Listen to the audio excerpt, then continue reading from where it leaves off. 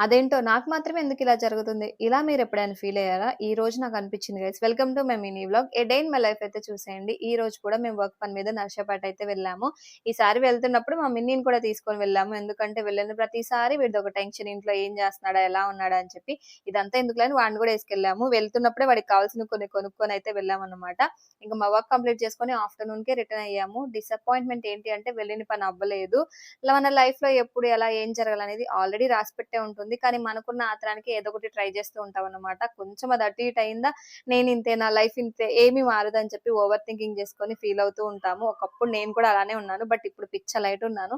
ఏదైనా మనకి జరగలేదు, అవ్వలేదంటే దానికి రీప్లేస్‌మెంట్‌గా మనకేదో బీభత్సంగా రాసిపెట్టుంది. అందుకే ఇది మనకి దొరకలేదు అని చెప్పి ఫీల్ అవ్వటం నేర్చుకున్నాను. నెవర్ గివ్ అప్ అని నేర్చుకున్నానన్నమాట.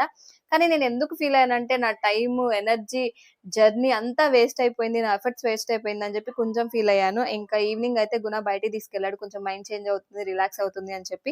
మీకు వినటానికి బోర్ కొట్టినా నాకు తినటానికి అస్సలు బోర్ కొట్టదు. ఇంకా బ్రౌనీ విత్ ఐస్ క్రీమ్, ఒక మిల్క్ షేక్ తీసుకొని తాగి తిన్నాక ఎవరైనా టిఫిన్ చేస్తారా? మేము చేస్తాం గైస్. అక్కడి నుంచి రుచి కేఫ్‌కి అపోజిట్‌లో డాక్టర్ మిల్లెట్ హౌస్ అని చెప్పి ఒక ఫుడ్ ట్రక్ అయితే ఉంది. అక్కడ దోస తీసుకుందామని అయితే వెళ్ళాము. కొత్తగా పెట్టారంట. టేస్ట్ చాలా బాగుంది.